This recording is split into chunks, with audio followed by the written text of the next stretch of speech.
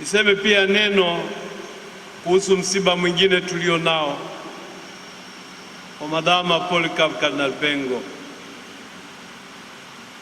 Kama mnavyojua, ameaga dunia tarehe 19 ya mwezi huu. Tumeingia kwenye maandalizi ya kuelekea kwenye kumwaga. Mwili wa kardinali utaletwa pale St. Joseph tarehe 27 saa 3 asubuhi.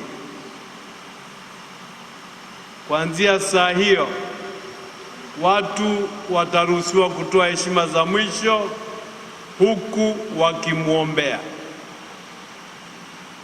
Majira ya saa 7 itaadhimishwa misa takatifu ya kumshukuru Mungu na kumwombea mpendwa wetu.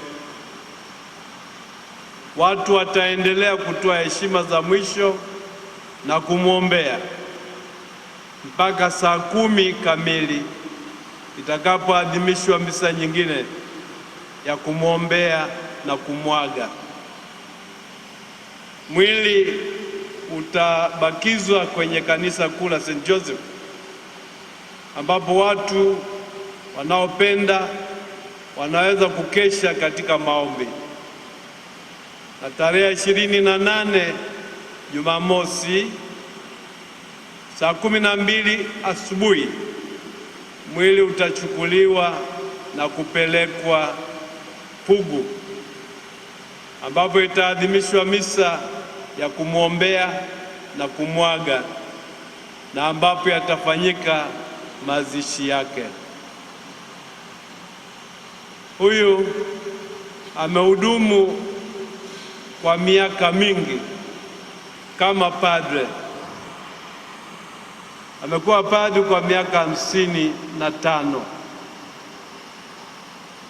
Amekuwa askofu kwa miaka 42. Hicho ni kipindi kirefu cha kuhudumu, na amemtumikia Mungu bila kulalamika, hata wakati wa kuugua ambako kulimbebesha msalaba mzito. Sasa kwa kuwa Mungu amependa kumpumzisha, tunamwomba Mungu amjalie pumziko la milele. Raha milele umpe Bwana, apumzike kwa amani.